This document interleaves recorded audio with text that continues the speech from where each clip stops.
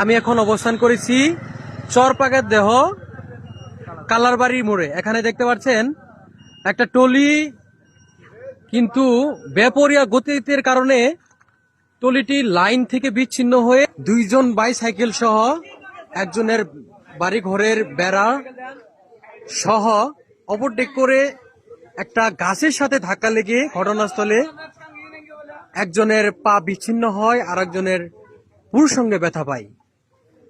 এই হচ্ছে সাইকেল, দেখেন সাইকেলের অবস্থা।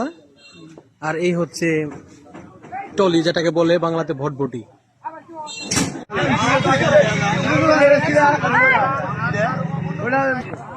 কাকা কি হয়েছে দেখলেন? মোবাইলে কি দেখলেন? মোবাইলে কি দেখলেন? পা ছিঁড়ে গেছে গা।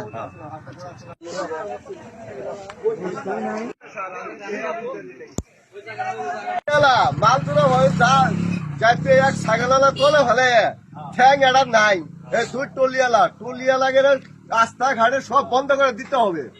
গাড়ি মানে উত্তর দিকে মানে যাইতেছে, আর সাইকেল মানে হয়তো বাসে না, ওরা এখন আগে বাড়ছে মানে গাড়ির স্পিড বেশি ছিল। সাইকেল ওয়ালাকে শুদ্ধ নিয়ে এখানে গাড়ি বের খেল করে তার বাস তাহলে বাই আসে বলতে জানিয়ে আসে মানে তাকে অ্যাক্সিডেন্ট করে গাড়ি গুড়ি একবারে মানে অনেক ক্ষয়ক্ষতি হয়েছে, বাড়ি আলাদা ক্ষয়ক্ষতি হয়েছে। আচ্ছা, এখন কয়জন আহত হয়েছে? আমি সরকার আচরণের পরে শুনলাম যে 3 জন হলে শুনি যে 3 জন আগত।